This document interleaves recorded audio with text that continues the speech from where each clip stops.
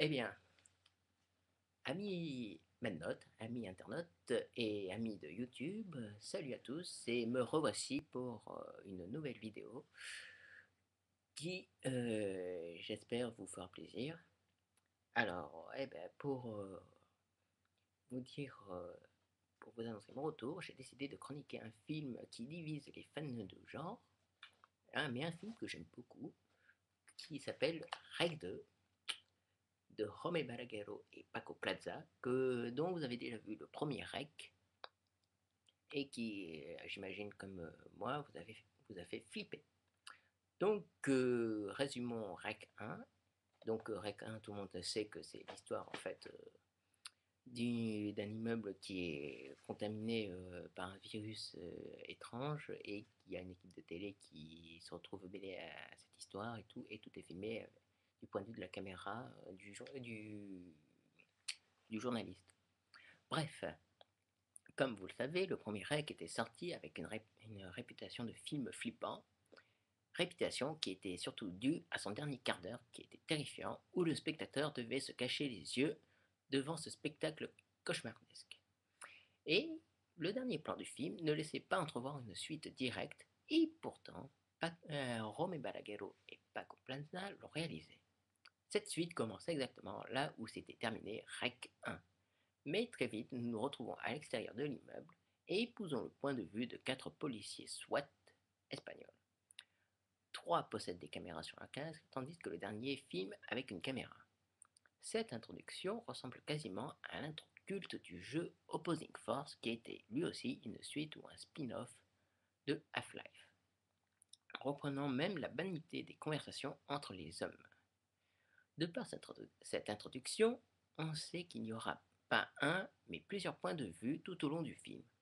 A contrario dans Rec, il n'y en avait qu'un seul, et c'était celui du caméraman.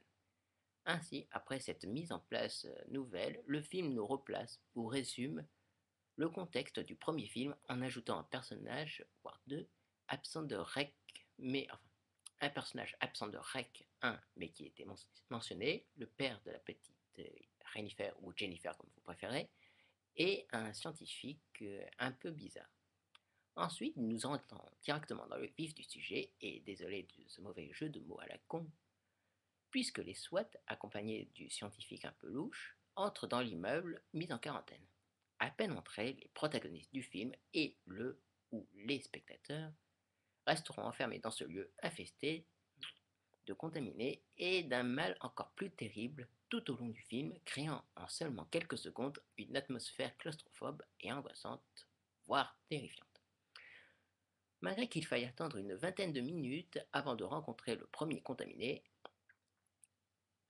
et quand le commando rencontre son premier contaminé, le film vire en un actionneur bourrin sous influence de jeux vidéo, que ce soit du FPS, influence citée plus haut et non pas de Doom, mélangé à du survival horror à la sauce Resident Evil, chose qui existait déjà dans le premier REC, mais aussi Silent Hill, une autre franchise de jeux vidéo plus portée sur nos peurs profondes de l'inconnu et de l'irréel, et aussi du fantastique pur et dur, avec en prime une séquence située dans un conduit d'aération poussiéreux, putassier et claustrophobe, d'où le personnage qui se retrouvant dans cette situation peut à peine se mouvoir, et donc le spectateur ressent parfaitement les termes que j'ai utilisés pour qualifier cette séquence.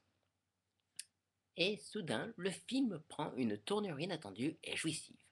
En effet, nos héros se retrouvent confrontés aux contaminés et ne sachant que faire, ils décident de vider leur chargeur. Une séquence à la sauce FPS nous met à la place d'un SWAT flingant du contaminé. Mais, tandis que nous assistons à ce déluge de feu, d'incertitude, de remise en question, de révélation et de violence brutale et non gore, notre duo hispanique, responsable de ce film, nous place à travers les yeux d'un groupe d'adolescents sortis tout droit d'un slasher, mais sans le sexe and drug. Enfin, sans le sexe et drogue, quoi.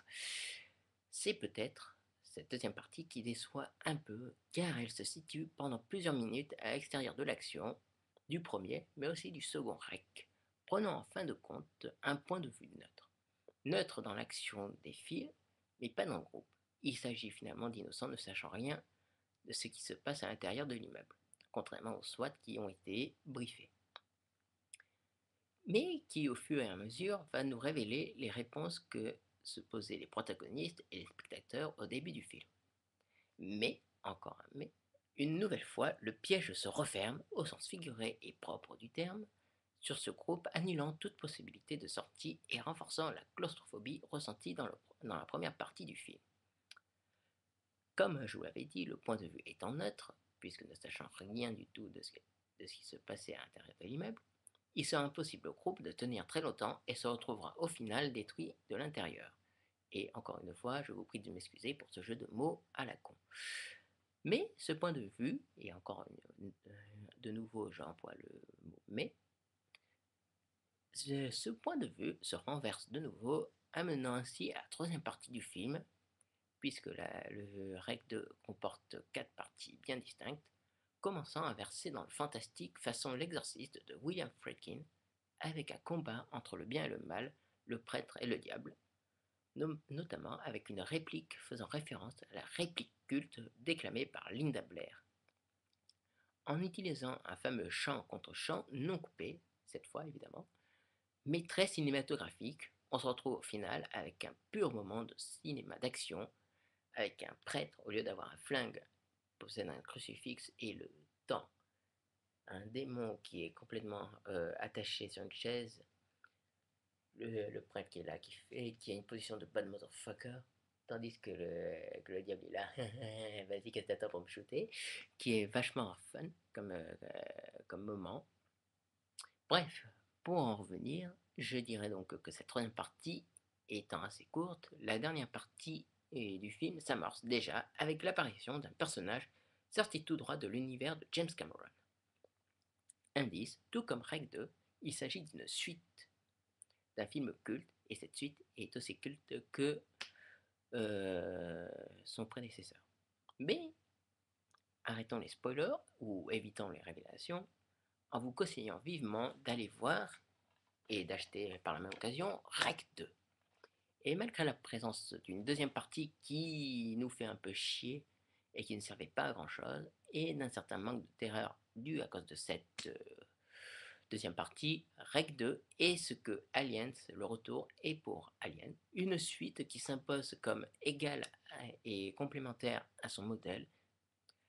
Et je ne souhaite qu'une chose à Rec 3, que Rec 3 ressemble à Alien 3 et non comme à Terminator 3, le soulèvement des machines. Voilà, vous savez tout sur Rec 2, en espérant que je vous ai donné envie d'acheter le film, qui est bourré de bonus vachement fun. J'allais dire sympa, mais vachement fun. En plus, des making-of en béton armé qu'on n'avait pas revu depuis The Devil's Reject. Donc, je vous conseille vivement d'acheter le DVD de Rec 2 et par la même occasion ou alors acheter carrément la panoplie, le coffret Rec 1 et Rec 2 qui ont l'air vachement bien. Moi j'ai acheté que Rec 2, j'ai pas acheté Rec 1.